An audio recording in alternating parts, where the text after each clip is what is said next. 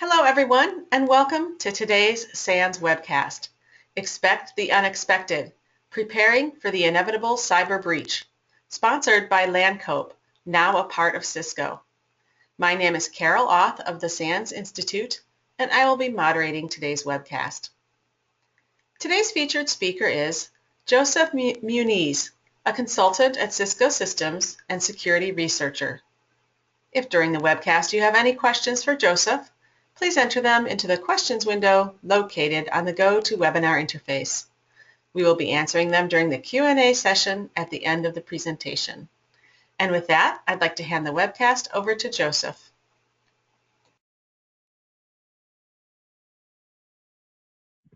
Okay, hello. How's everyone today? Hopefully we're all doing well. My name is, as I said, Joseph Muniz. And who am I? Basically, I work at Cisco.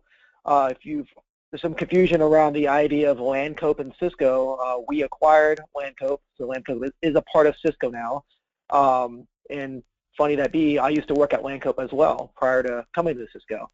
But currently I cover America, South America, and Canada for all security, federal, commercial, etc. So I see a lot of customers and do a lot. I've also am an author of a couple books. Recent is a Cisco Press book around Security Operations Center. Ones prior are more around like hacking, like web pen testing and hacking with Raspberry Pis. And I'm also a security researcher. So if you like what I talk about here, you probably can find more and references to what I talk about today on my blog, thesecurityblogger.com. Anything from product stuff to how to break out of handcuffs with a coffee straw, which is actually on there. But today's topic is around breach. And I live in Washington, D.C., and I've had my bike stolen multiple times, so this, to me, has a lot of humor in this picture. But the question comes down to why do we fail? And I'm going to start off with why we fail in a dark or failure perspective, because looking at the headlines, basically how the news projects, it seems things are getting worse. So if you think about it, it's not getting better, it's getting worse. Why is it getting worse? I mean, we just acquired Landcope. We're constantly buying companies and investing money. I'm sure your organization and other companies are all investing dollars into security. So it seems like we're pumping a lot of research and money, and we're increasing that, yet it seems to be getting worse. So to start off a breach conversation, it's good to understand why we're failing. There's kind of a list here of some of the high-level ones. It could be anything from the idea, and I just did a talk this morning at an intel agency, and I would ask the audience, well, why do we think you're failing? And the answers typically range from it's not a fair fight, so it's something around legal, where we can't hack back, we got to follow certain rules that they don't have to follow. There's economic scenarios I've heard, so the idea of, like, an example would be buying steel in America to build a house. Steel costs more here because we can't do the pollution. But if you buy steel in a third world country that doesn't have the same rights, it's cheaper. So there's like economic advantages. So the use case would be the attackers don't have to pay taxes and that kind of stuff. So I've heard that scenario. For those that attended RSA recently, one of our Cisco leaders, Marty Resch, the guy who invented Snort, his keynote was based around the idea of security complexity. So people are pumping in money and buying technology, but as you have more technology, that creates complexity. So it actually makes things worse. It's like a negative by addition type thing. So that's a different viewpoint. One of the more common ones, the one I like to use, is the idea that basically you have to be right 100% of the time, or the defense or the offense has to just be right once, or basically capitalize on one of your mistakes. So that's reasons why we fail. And is it going to get better or worse? The way I look at it is like this. Right now we're saying IT is $19 trillion opportunity, and it's growing regarding the amount of devices that are going online. So this I took from like some other keynote that I saw around just the growth of technology. But to me, as a security guy, when I look at this, my thought process was, well, we have 15 billion devices, approximately online today. So what that would mean is, for example, I have I'm a kind of a dork, so I have the iPad, the iPhone, I even have the iWatch. So I have 3-4 devices with an IP address. if we're looking at 500 billion devices in the future, what's probably going to happen is, think about like everything having an IP address. Like if my daughter goes and wants to plant a flower, most likely that flower is going to have a sensor, and it's going to tell her, hey, you need to water that, or I need more sunlight. Everything's going to start getting sensors. Sensors are becoming cheap. You think about wine fields and corn, everything is going to have sensors. So the Intel group I was talking to this morning was like, hey, you realize that today you got to defend the mobile device. Tomorrow, somebody can hack your lawn, because your lawn may have automated care that has sensors for it, or your refrigerators and the IOC of everything. So as everything goes online, really what that means is, it means an opportunity. And it means that it's just going to get worse, that there's going to be more things you have to defend. It's going to be more revenue streams for attacks. So these are just all, you would say, gasoline to fuel the fire to make things worse. I look at it like a real world for me is, when I go to a meeting now and everybody has Macintosh computers, I get mad. I'm like, go buy Windows, go buy something else, because you're making me a target. Where in the past, if I was the only guy with a Macintosh, I wouldn't be as much of a target. These are all just kind of concepts of why it's getting worse. So that's great and all, but then the question comes down to, well, how are they actually taking your data? So a common question that people seem to know the answer now, 5 years ago they didn't, but if you ask, where are they selling the data, where's it going? It's going on the deep web. So the reason I bring this up is, you think about trillions of dollars, you think by now we would be able to track that money. Like if I go rob a bank, I have to take that money from the bank and actually do something with it, whether it's wash the money and then somehow deposit it. It's more than just taking the money, it's what you do with it. So the interesting thing is looking at, well, how is this stuff being sold, and how is it going under the radar per se? It's actually not being done in big chunks. It's being done in small amounts. And there's various sources that talk about this. And on average, you'll see something like this. This is kind of like an eBay on-the-ground shopping cart. And usually a question I'll ask the audience that kind of matches this image here is the question, and you guys can think online, but think about if you had to basically switch your credit card in the last 3 years. Typically when I ask an audience of people in the last couple of weeks, various talking things I've done when I ask that question, usually 95% of the people have had to switch their credit card, meaning their data was stolen and they had to get a new credit card. There's usually that 1%, 2% who are either very lucky or use cash for everything. And what that means is that 95% of people that had to raise their hand, that had to basically, I had to switch my credit card, it's not like they did something wrong. What's probably happened is it's a security problem where they've, like all of us, like myself, will go to like a restaurant, for example, and buy dinner, and that restaurant, a small little mom and pop shop, will have some old laptop for the POC system that's been breached. And it's just basically collecting credit cards, sending it at like 4 in the morning to some remote person that probably has 40, 50 places basically compromised. That person will collect this data and then just drop it up on the darknet and drop it on one of these sites. So every Saturday, here's the new release of credit card data that they stole from these various compromised sources. So that's kind of how it's happening. That's how it's being sold. It's usually in those manners. And like Alfie Bay, there's many places that do this. Now, interesting thing is, to give you a real-world example, talking with some people online in these markets, somebody was offering a $10,000 Apple Enterprise cert. So this is not advertised anywhere. This was basically a handful of people that I know kind of saw this. And really what this means is I can take this cert and I can sign any software and it will work basically on an Apple product, because that's how Apple works. You got to have a certified software. In this screenshot here, when the guy was proposing this, the back door was an additional $5,000. So for $15,000, he'll root any program as well and allow me to do basically remote access to it. Now what's interesting about this is a week later, this hit the market. Now this didn't do anything. There was no damage. Most likely it was a trial run, but basically Apple saw its first ransomware. And what that meant was that ransomware had to use the enterprise side certs, which Apple figured out and then killed the certificate for it. But it goes to show that somebody sold this thing. Maybe that one guy ended up selling to the people behind this particular threat. Maybe not. On the dark web, there's other things, buying fake IDs and even assassinating people or so. But it's all there basically to buy and sell, which begs the next question, which is, okay, that's where they're selling the data, but then the question comes up, well, how are they taking your data? And this is where it gets interesting, because a lot of people I talk to, and again, I cover federal, commercial, select, so all sorts of different types of people, most of the people we talk to are hyper-focused on half of the problem. And here's what I mean. Of all the slides, everything I talk about, this is the most important concept, which is, in general, if you're going to get owned, typically there's many types of attacks, but to give you an example of an attack, typically there's some kind of vulnerability, whether it's social, that person is tricked into something, whether it's a app that has a weakness, whether it's your physical lock you didn't put somewhere, typically there's some kind of vulnerability that's being exploited. Now in the digital world, in most cases, you got to do something with the exploit. And usually what that means is deliver something.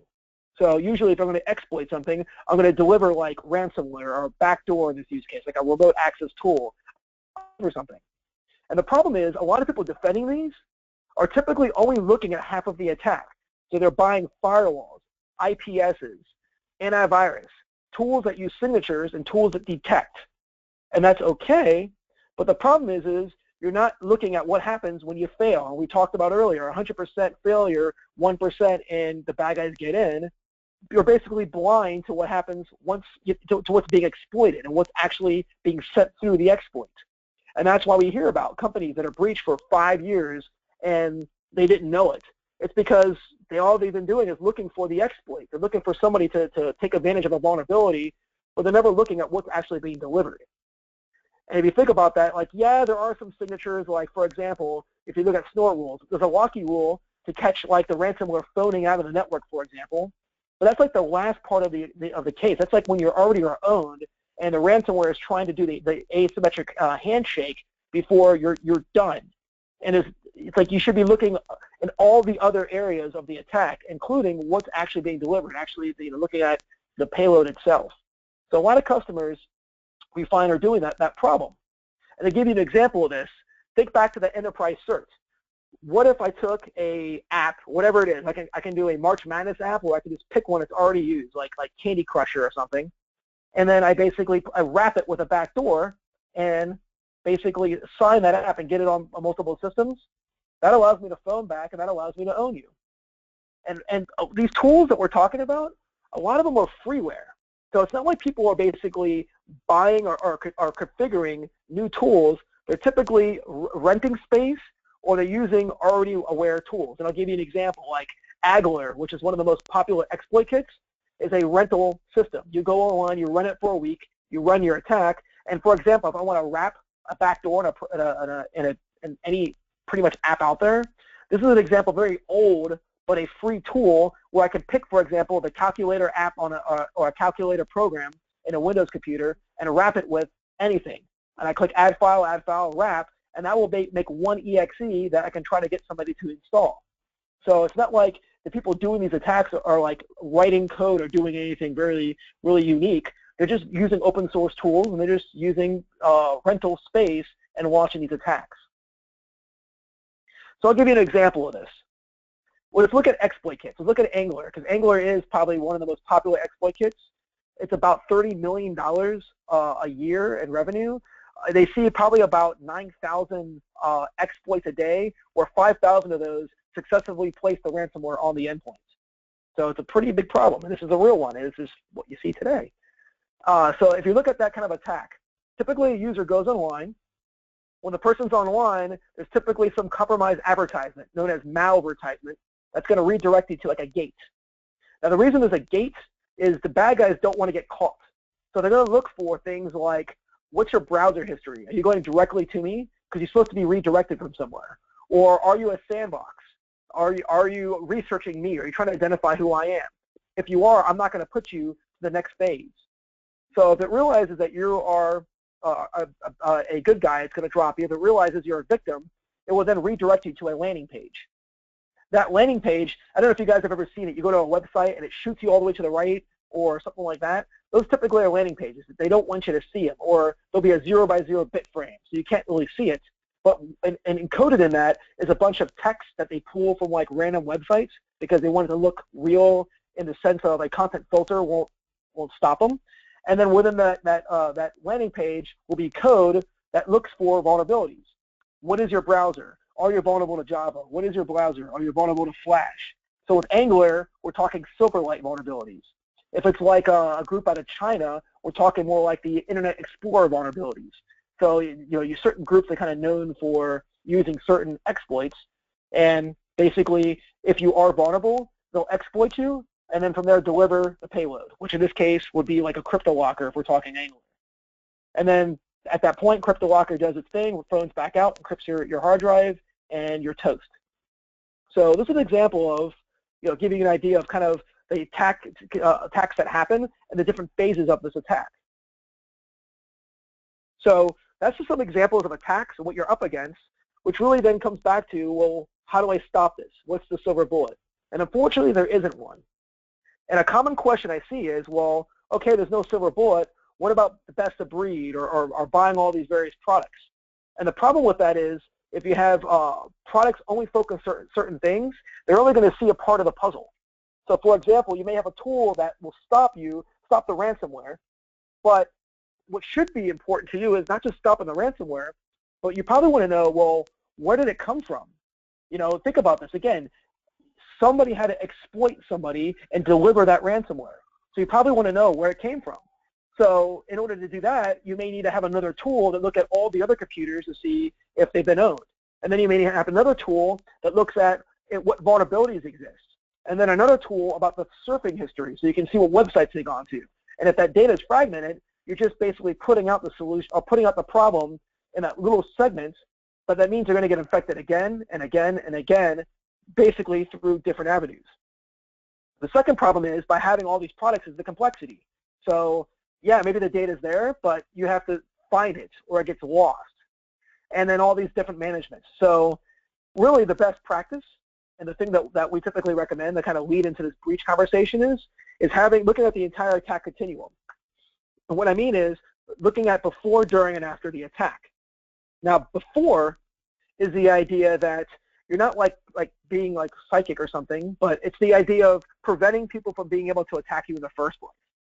So to the two examples I gave you, if you look at the exploit kits, it's the idea of blacklisting those sites so they don't have the chance to actually exploit you. So maybe you are vulnerable, but they don't have the chance to actually attack you. An example of saving you from that would be something like reputation security.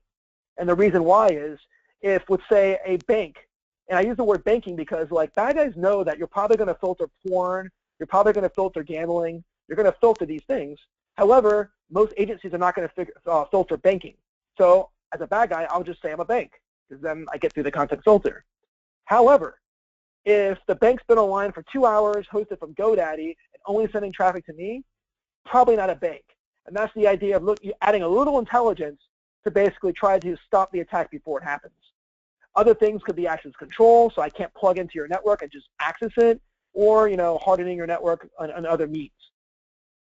During is the idea of looking at the actual attack. So you go to that website, the landing page happens, and you realize somebody's trying to actually do a Java or a Flash exploit to you because they want to deliver something, and you stop that from happening.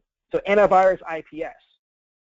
And then the after phase is, well, if they successfully deliver something, you're able to scope, contain, and remediate, meaning you're able to realize you've been owned, and you're able to shorten the time frame of finding out how bad it is and not letting it spread, aka contain, and remediate that.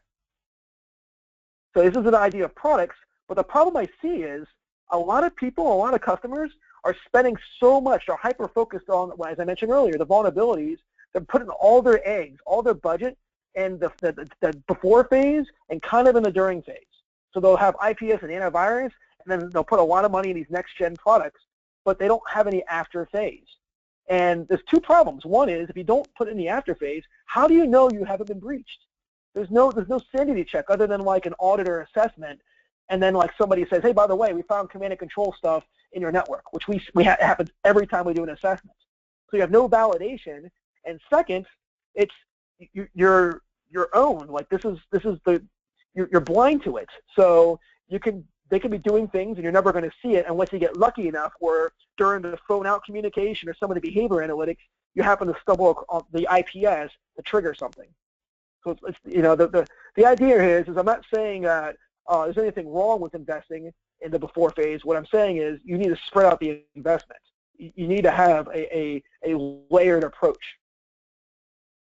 So looking back at this exploit kit thing, reputation security could probably stop 50% of those redirections because they're constantly changing the IP address, etc.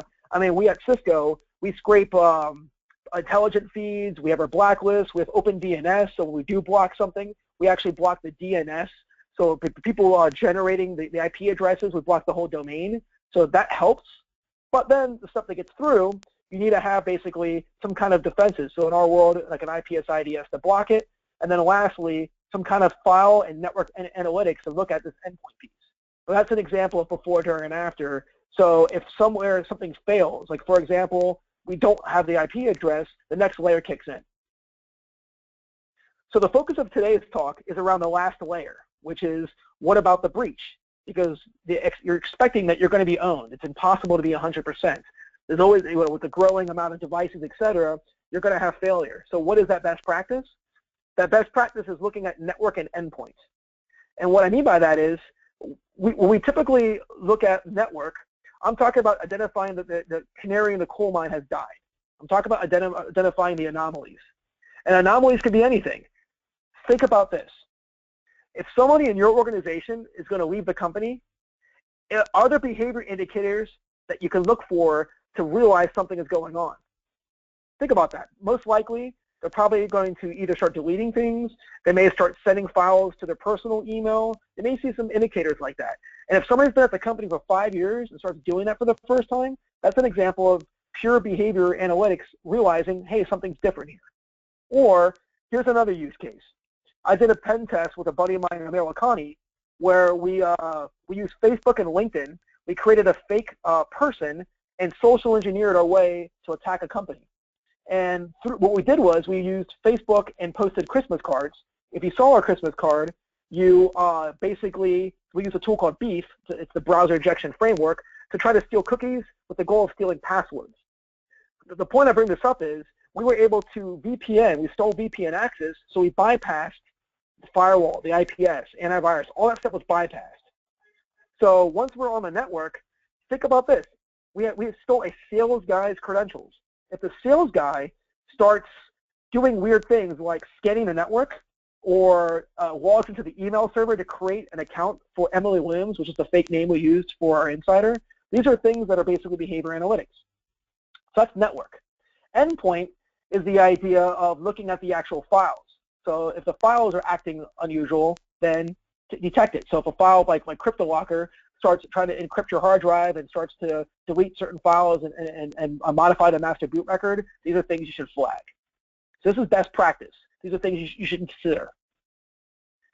Now, when it comes to defending breach, I want to be clear on this. I am not talking about stopping attacks. I'm not talking about preventing attacks, because at this point you've been breached. What I am talking about is shortening the cycle of being owned.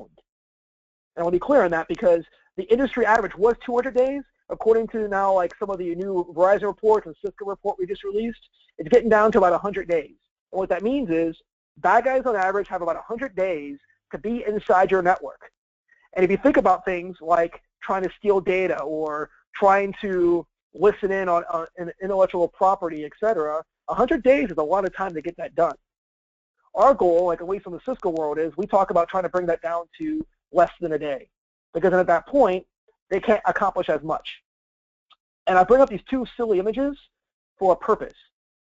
So hopefully for the ones on the line here today, you do realize that Santa Claus isn't real. If you don't know that, then I'm really sorry to break that to you. This is a spoiler alert. However, on the left, I also want to point out that Chloe O'Brien from 24 is also not real. And what I mean by that is, it's pretty much impossible for somebody to say, hey, point to that building, and I want you to show off the lights or something using the IT, and within 10 keystrokes you can do that, which is what she would do in the show.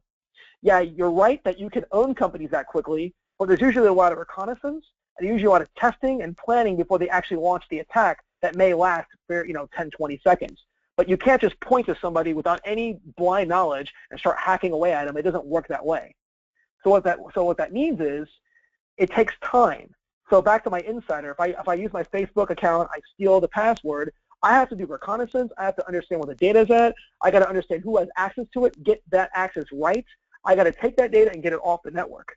That's a challenge. That takes a lot of work. It takes a lot of time. If you give me 100 days, I probably could accomplish that. If you give me like 17 hours, I'm not going to accomplish much. If anything, you will benefit from the breach because you'll learn about the weakness that was exploited, and if you do it right, you will harden your network and be a better security person, but not lose anything.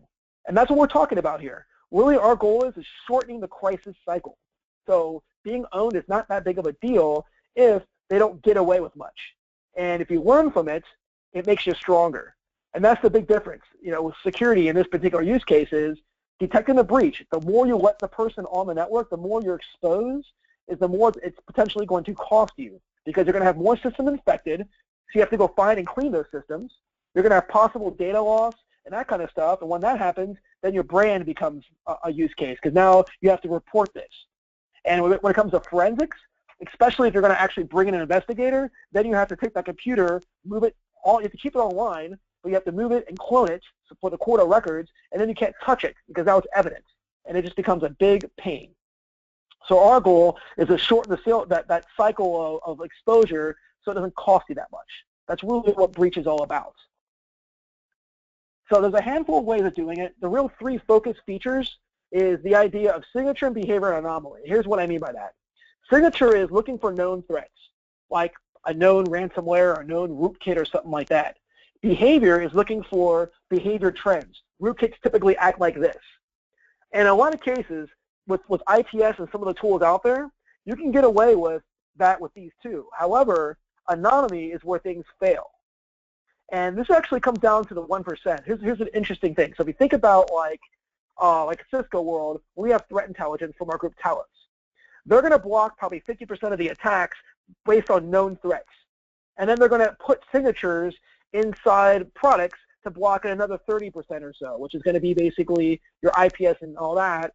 And then we're going to have some behavior analytics to look for like a file changing names or something, which is going to get you down to a good percentage of 1 or 2%. However, there is no vendor out there, if somebody creates a very targeted attack, or I hate to use the word advanced persistent threat, but if somebody creates a very targeted attack for your organization that nobody's seen, it is impossible for a signature to be created because somebody has to see it. It's impossible to really have a behavior algorithm if they're doing something different. So in that use case, if it's targeted for you, the only way you're going to catch it is with anomaly. Because in that use case, you're looking for something that is unique to your network that is unusual for your network. That is the only way you're going to detect that type of threat. There's no other way of doing it. There is no known signature behavior algorithm that can predict the unknown. The only thing that can talk about the unknown is anomaly. And that's what we're talking about with like the LANCO piece. That's why LANCO is sponsoring today. That's why we're bringing this to your attention is it's an easy way to start the conversation of basically anomaly breach detection. So we're using NetFlow. Now NetFlow is something that's available in routers, switches. One interesting use case is data center. I talked to a lot of customers that have firewalls around their data center, but they're blind to the traffic. And 80% of the traffic is usually in the data center, but they're blind to it. You can turn on virtual switches. You can turn, pretty much anything that has network capabilities has a potential ability to do NetFlow. And if NetFlow is not supported, then what we can do is put what's called a sensor in there that converts the raw traffic to flow. So like my Mac Mini, which is my personal data center per se, doesn't support NetFlow, but if I throw in a sensor in there, now my Linux, Kali Linux, and my other servers all will be generating packets that will be converted to flow. So there's always a way to get that flow data. Now NetFlow is not capturing packets. I am not saying to capture and detect packets because A, that's going to cost you a lot of money, and B, it's going to cost you a lot of time. The analogy I'll give you is, let's say that I want to spy on my wife because I'm concerned that something's going on. I would have to record every single phone call, and I have to listen to every single phone call to find the phone call of interest.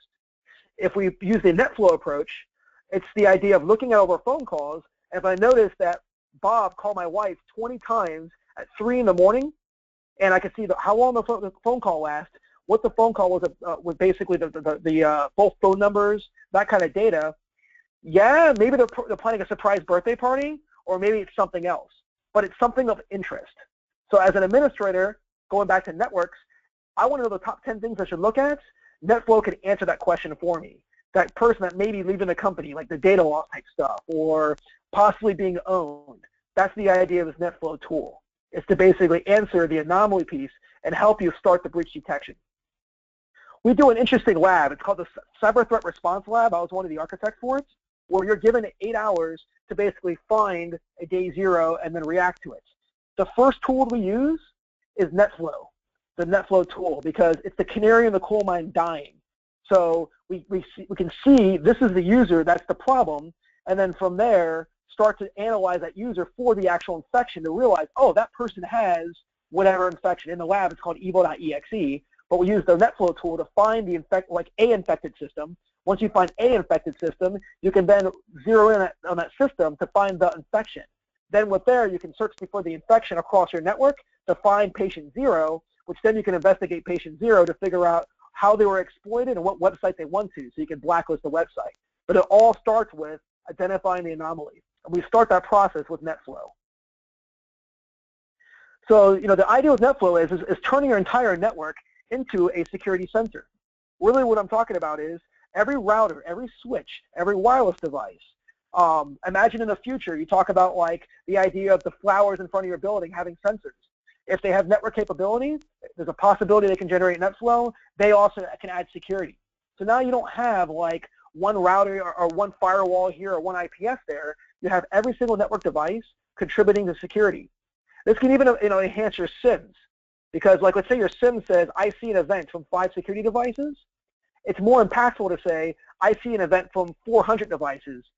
378 of those are network routers and switches telling me this is possibly bad.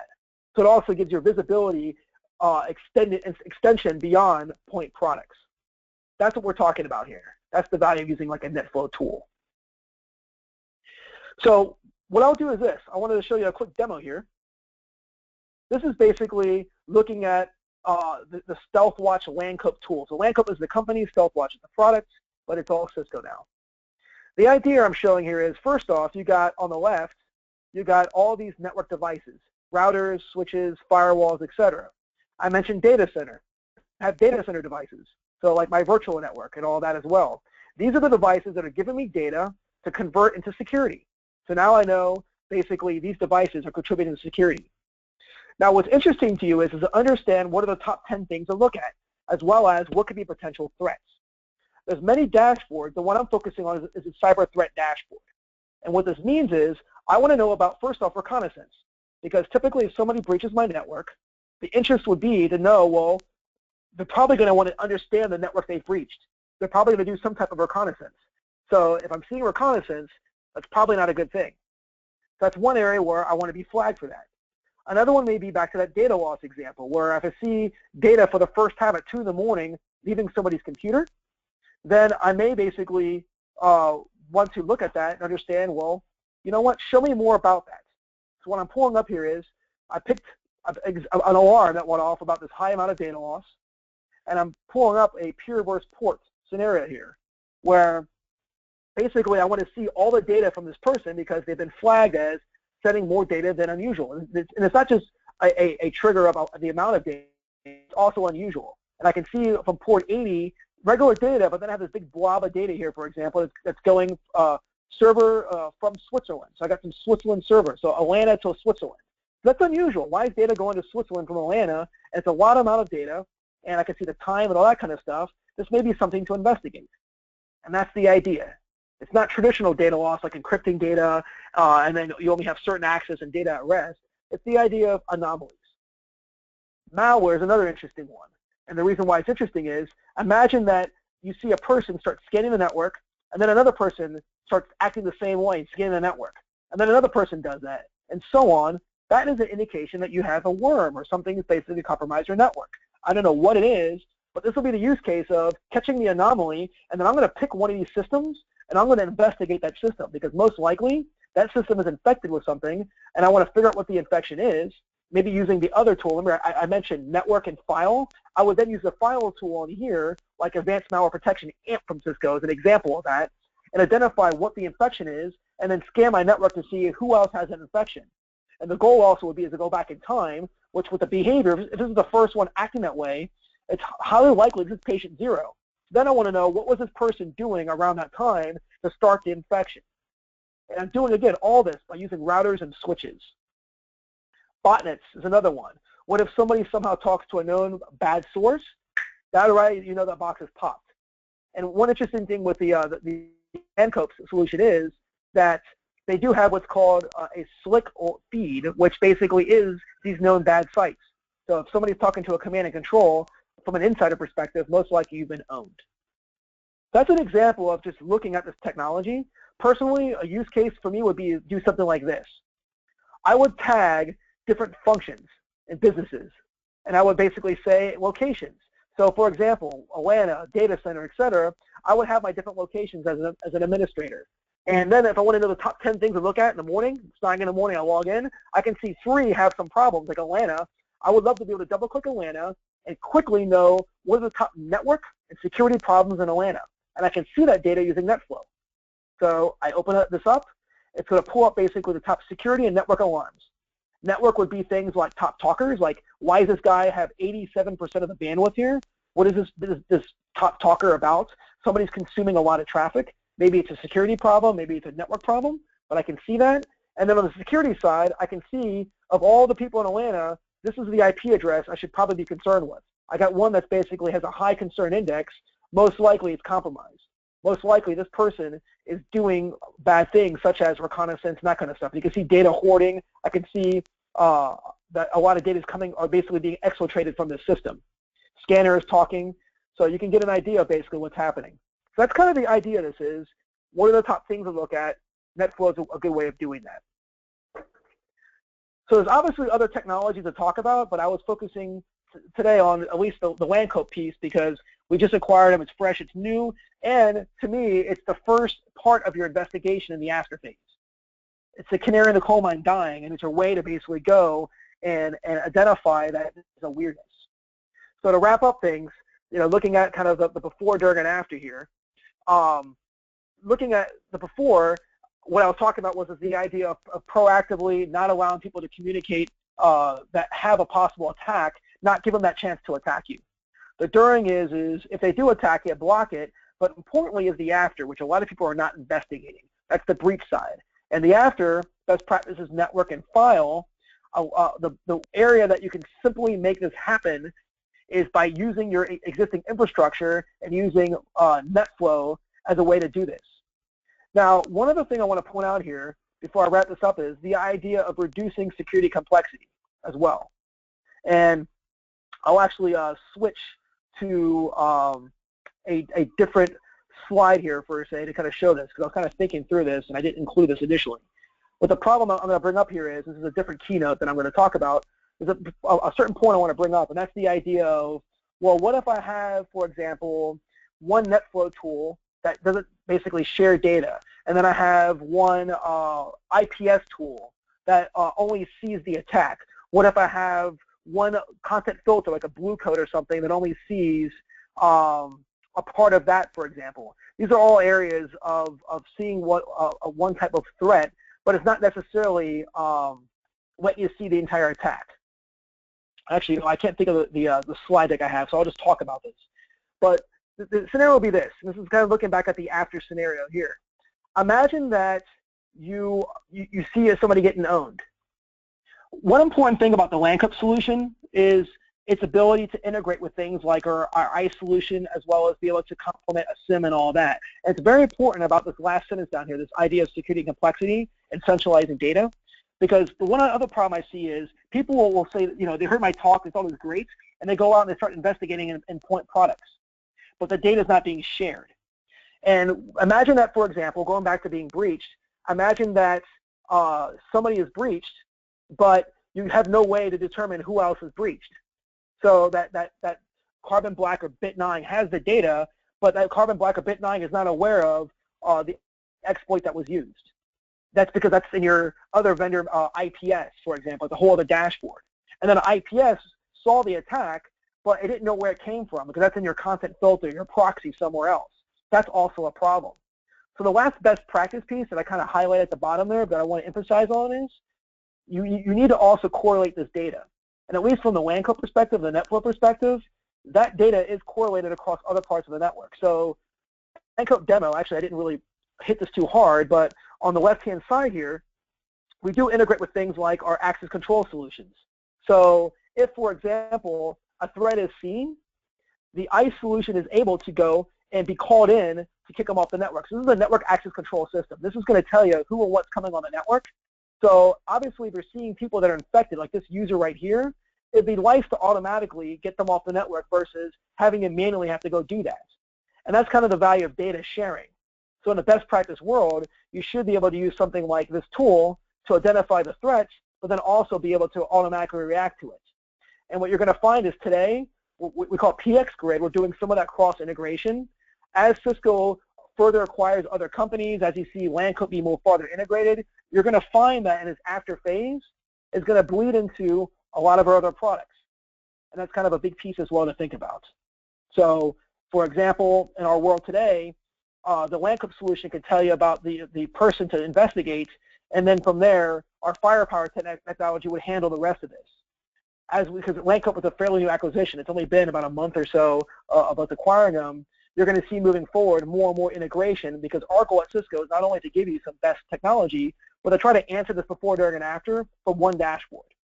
So today, for example, once I'm in the AMP world, I can tell you from the client perspective, the file is CryptoLocker, blah, blah, blah, blah. I can tell you all the systems that have it. I can tell you what the exploit was, what the vulnerability was, and what the website was on one dashboard from our next-gen firewall stuff there. So look out, just kind of giving you a little roadmap stuff to conclude this talk, that because it's a new acquisition, the previous acquisitions like ThreatGrid, and, which has the sandbox stuff, our advanced malware protection, the SourceFire stuff, is now available in all of our products. And I imagine with LANCUP, you're going to see more and more NetFlow conversations, including NetFlow like in our VPN clients, NetFlow and all of our other tools. You're going to see more NetFlow pieces, and understand that our goal with LANCUP is not to keep this thing separated. It is to integrate this with all of our products. So I'll go ahead and open this up for questions, but that's basically a quick and dirty overview of breach, an overview of kind of the best practices. And, you know, again, I talked about a lot of Cisco technology, but there are other vendors that are in this space, and there are things to consider. So at least I hope that your eyes are open to kind of a before, during, and after strategy. And hopefully if there is gaps in that strategy that you have for your organization, you are able to adjust for those gaps, as well as consider some consolidation, because again, complexity can also be the enemy. And if you think what's covered, but you're not sharing that data, that also could be a problem. All right. So I'll go to the panelists now. What are some of the questions that we have? Thank you for that great presentation. We have some questions ready for the Q&A. However, if anyone has a question for Joseph, please enter it into the questions window now. Joseph, our first question is rather long, so I'm happy to repeat it if necessary. Assuming I am correct, in the case of cyber warfare or malicious hacktivism, there may not be any data exfiltration. It may be one-way destructiveness of data or capability. So isn't IPS and IDS that works critical? That's a great question. So, for example, PowerLocker is not designed as a ransomware to encrypt your data, to unencrypt it. It's a one-way encryption. So if you get hit with that, there is no way to decrypt your data. That's a one-way attack. Another one would be a listening scenario. I've seen it where there's like Ukraine group that compromised an agency, and the agency basically, they were in charge of press releasing data for stock trades. So by having the insider, just by seeing, not doing anything, just getting access to see, they would be able to trade before it actually happened. And this was going on for years, and they estimated millions of dollars lost because these Ukrainians were able to trade prior with the inside knowledge. So you're right, there are times that it could be an insider threat. With that being said, if you look at the attack, there's still typically the attack continuum, or the kill chain that happens. There's the survey, there's the exploitation of something, and then something is delivered. So IPS and IDS is very good at detection, per se, about known threats and some behavior stuff. As well as, yeah, you can see some of the file stuff. but its strength is not necessarily around the insider threat or around what's being delivered, meaning looking at the actual payload per se. That's not really the strength of IPS. It can do some of that, but it's not the strength. So you look at, like, for example, I don't know, like a ransomware. If Cisco is going to see 10,000 samples a day, the behavior algorithm of that we're going to add to IPS, but the actual sample itself is what we're going to look at for files. So you're probably going to get more value of sampling that attack in our breach stuff than in the IPS world. But it doesn't say there isn't any signatures. It just says you want to have both, and the breach one is probably better for catching that part of the attack, where the exploitation is probably better in the IPS. So it all depends. I mean, there really isn't a simple answer for this. I mean, if my goal, I mean, every attack is different. If my goal is to do something very specific, like just break something, then I'm not really delivering something except maybe a tool to break. And the IPS may only see the exploit and miss the exploit and not see what's being delivered, and that delivery is what actually breaks, aka power locker, where a breach detection tool would catch that per se. So it's a hard question to actually give you a single answer. I will say this, for commodity attacks, like for example exploit kits, in most cases they're delivering ransomware to make money in most cases. So like Angler is typically doing like CryptoLocker. Locking is typically delivered through email. And these are like examples of like ransomware that's very common. So for the more common ones you're going to deal with, before, during, and after makes sense. And if you don't have an after, you'll never know that you've been owned if your before and during fails you. Okay, thank you. We have another long one. When a cybersecurity company goes in and does a remediation, how sure can they really be that they have removed all traces of an attacker when they are finished with the remediation, especially an advanced attacker like nation state or cyber organized crime organization? That's an awesome question. If I was giving away things today, I would hand you something. So yeah, so Cisco actually offers an incident response program.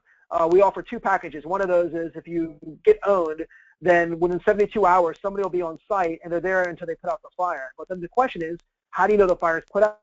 It's a great question. So there's different ways of doing things. I mean, for one, a forensics investigation in the forensics world could be all sorts of things, because, I mean, you got everything from the systems infected to try to figure out how you were infected to getting back to, you know, patient zero and all that. It's challenging. Really, the best thing an incident response team could do is try to fingerprint the infection, because in a lot of cases with these attacks, there's kind of an associated list.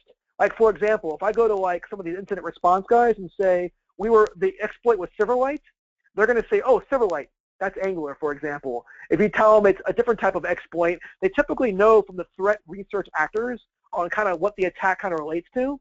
So the first thing they're going to probably do is they're going to try to figure out what the attack is and see from a research perspective where that typically relates back to. And I bring up our incident response team because our incident response team works with our security research team for that exact reason. They'll say, hey, we found a piece of malware, and then this is the incident response guys. They'll be in the field. This is our Neil Haffis's acquisition. They will find a piece of malware, but then they're going to reach out to our Talos research group and say, take this apart. And what trends have you seen? You guys see billions of data a day. Like literally, we have a slide that shows Google sees 40 million searches a day. They see like 3.5 billion searches a day or something. So they're seeing a lot of samples. So they can go back to all those samples and say, cross-check this sample against other samples. What does this look like? So in a lot of cases in our incident response, we try to figure out the threat actors and those indicators so we can get an idea of basically all the example files. So even if you, like, let's say you look at our technology, you look at our breach technology, when we tell you you're infected, we typically point out there's 30 other variations of that infection, and they all kind of tie back to the same infection category. So usually in incident response, they're doing that because if they understand that, then they can look for all the variants within the network, because you may have polymorphism, aka the variants changes names and all that, and then by doing that, they can truly contain, because it's about scope, containing, or remediating. So they can truly scope and contain things, and once they do that, they can start going back to try to figure out who was patient zero, or if they can't figure that out, what's a common denominator that's a vulnerability. If every system has like for example, they find 5 systems and they're all vulnerable to the same attack, most likely that's the patch that you want to put in place, and that's likely the IPS signature you want to put in place so you don't get owned again. And then lastly is looking at the traffic patterns, and particularly around the systems that have been infected. And if you do that, you can get an idea of the sources that basically you're communicating with. But there's no 100% way to say you are not infected, and that's where some administrators just wipe systems and completely erase systems. But that's kind of the thought process of what an investigator is going to do is they're going to try to figure out what the infection is. At least in our world, we then try to give it to our investigation team, back to our research team to figure out the trends, because a lot of times, like if I go to my exploit kit guy and I show him basically the type of malware or the exploit that was used, he typically can tell you about the threat actors because we're researching like the SSH psychos. We're researching like the people behind these different organizations. And if you can catch that, then you can get an idea of exactly what the weapons are used, and you can look for all variations of that weapon. All right, thank you. From your personal experience and as a practical matter, how quickly can an attacker go from successful penetration to credentials compromise to data exfiltration? That totally depends. So if you Google Emily Williams social networking or a social attack, it's based off of the Robin Sage stuff. That one took us about a month to basically create all the fake stuff and then start basically social engineering and stealing data. And that's one example. It really depends though, man. Like I talk to customers that their networks are very flat, and if they're very flat, it's very easy to do lateral movements, meaning that once you get inside, it's easy to kind of get around. And if they don't have breach detection technology, it's easy to move around and not be noticed. And it all depends on your research you do. And then there are other cases where customers and companies are very secure. So it's basically the way that typically defenders talk about and security researchers talk about is they're trying to create speed bumps. That's the goal. Like our research group is never going to say we're going to stop a threat. Their goal is to, if you talk to our research guys, they'll say things like we're going to put speed on us and slow down the bad guys, or we're going to make it economically challenging for them to continue doing the bad stuff. We're going to shut down certain things so they can obviously start it back up, but it's going to be economically challenging. So that's all you're doing is you're creating speed bumps. So there's no like infinite timeline of how much time it's going to take that you need to think about, oh, I need to be longer than this time in order for me to be successful. So if the average, I give you 2 weeks, for example, and you say, oh, within a week, then we're safe, that's not going to be, I'm getting you a false sense of security. Really it's about, depends on how long it takes, depends on, who the target is, what assets they have online.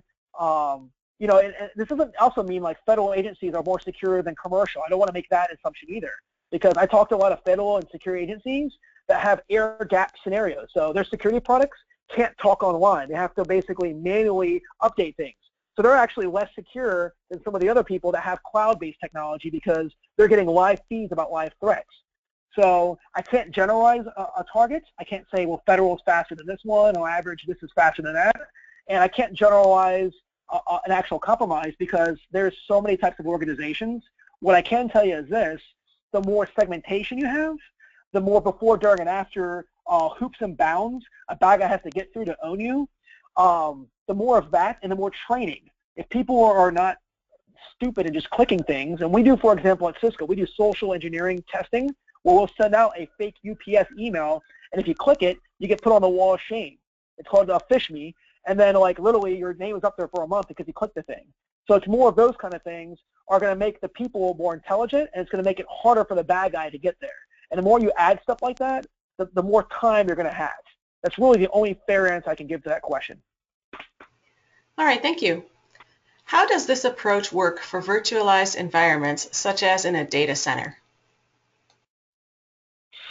Gotcha. So as I mentioned with my Mac Mini earlier, in virtualized environments, you have virtual networking. And some of our switches or some of our Nexus line, for example, supports NetFlow. It's just like anything else. You point the NetFlow to the tool, and you can get visibility. And again, that's a big one because data center particularly is blind. So if you want a way to start getting visibility, it's a way to actually do that versus like putting passive firewalls all over the place. Where I see some people do that. They'll do east-west traffic firewalls all over the place. This is another way to accomplish that goal. The other thing is if you don't support NetFlow is we do have that virtual sensor. So it's called a StealthWatch sensor, and all you do is you put that kind of in a tap mode, and anytime it's seeing traffic, it converts to the NetFlow. So those are kind of two ways of doing it. Like my Mac Mini has a sensor because Mac doesn't support NetFlow. Okay, thank you. When dealing with limited funding, what is a good way to prioritize security investments? A good way to prioritize security investments. Well, you don't put all of your eggs in one basket. So that's the first point I made with that little orange circle earlier. You don't want to put all of your investment. And I see that. Customers say, hey, I'm going to bring Cisco in because we're going to talk about upgrading our firewalls. And I'm like, that's great. And I'll come in there and I'll start whiteboarding the before, during, and after. And what we'll find is that their firewall is okay. It's just kind of old. But they have nothing, for example, in the breach world. This is just giving an example. And it's like, well, that's great you want to upgrade your firewall, but what about this gaping hole you have over here? Or can you answer the top 10 things that are possibly of a concern? Or how quickly can you react to a breach? What's your incident response plan? And like, who do you call? What tools do you go to? If those things are bigger problems, you probably should start investing there and kind of spread out your investment versus just trying to make a better firewall, for example, that has next-gen features. Because next-gen features are good. I mean, you're tying application and IPS stuff. That's good. But if you have nothing, for example, on the after phase, you may want to start there. So my suggestion would be is spread out the investment from a before, during, and after perspective. And if cost becomes an issue, the other area I look for is after I do my before, during, and after whiteboard and lay out all the products, the second thing I look at is how many tools do you have, and is it over complex, and is the data being shared? Because you may find that you have 3 vendors between IPS, content filtering, and vulnerability scanning, for example, and you could bring that down to 2 or 1, which is less contracts, less dashboards, so it actually saves you money, and it's more effective. So that's typically what I look for is data consolidation, dashboard consolidation type stuff, and looking at spreading out the investment versus putting all of your dollars into one segment. But there isn't one segment that's best. If you're an online agency, before is probably very important. If you're a very secure agency, after is probably very important. So there isn't like a true spread of the before, during, and after of where you should invest. It all comes down to your business and your values. Okay, thank you. How does this approach address stolen login information? Stolen login information. So great question. And then, you want to check out a cool tool. There's one called Cool, C-E-W-L. It's a rainbow tool generator where you can say, hey, how old is this person? They're like 30. Okay. How many passwords have you stolen? I stole their fantasy football and I stole their March Madness. So most likely their passwords look like this. So there's a lot of ways to steal passwords and basically get to people's information per se. Now, when people steal data per se, data itself is typically like data loss, like that scenario. Now we're looking at more of like a tool that classifies data, like we have, for example, in our email security and web stuff, the ability to look for like social security numbers. So if you see that kind of data is leaving the network, then you probably want to set up an alarm. So that's like a different approach when you're looking at the actual data. This approach is more of looking at the characteristics of how the data moves. So for example, if somebody does steal data, for example, they're going to have, it's like me robbing a bank. I go rob a bank and I have $10 million in my car. I'm going to have to put $10 million physically in my car, and then I have to physically figure out how to deposit $10 million where it doesn't flag anything. And it's like same in the digital world. It's looking for more of like that. So if data, for example, resides on, like, let's say I'm a classified network, Nipper and Sipper. If Nipper and Sipper, if classified data goes to the unclassified section, I don't care if the person doing it is trusted, that behavior should set up an alarm. Or if data leaves to, like that example I was showing, Switzerland from Atlanta, that should set up an alarm. You're looking at more of trends. Like if data every day, these same files go to a backup system, that looks normal. But if the backup system for the first time sends the data somewhere else, that should set up an alarm. So NetFlow is going to help you in that aspect. NetFlow is not, back to my phone call, we're not actually listening to the phone calls, so we're not actually analyzing the actual data. So if you're looking for that, you're probably looking for more of a file analytics tool to tell you, hey, there is this type of sensitive data there, like PCI data or something, and if you see that, flag that, which we have those tools, just NetFlow is not one of those tools. All right, and with that, we are out of time. Thank you so much, Joseph, for your great presentation, and to Cisco for sponsoring this webcast, which helps bring this content to the SANS community. To our audience, we greatly appreciate you listening in. For a schedule of all upcoming and archived SANS webcasts, including this one, you can visit sans.org/webcasts. Until next time, take care, and we hope to have you back again for the next SANS webcast.